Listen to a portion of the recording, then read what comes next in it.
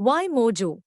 The goal of building Mojo to combine the world of ML, AI infrastructure, innovative and scalable programming model targeting accelerators and other heterogeneous systems, encircling in the AI field.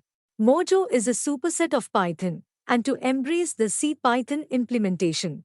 Mojo allow you to decide when to use static or dynamic. Mojo is 100% compatible because of using CPython for interoperability. Mojo is a standalone language rather than dependent upon another language.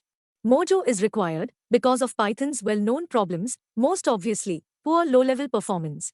As Python single-threaded, implemented the global interpreter lock.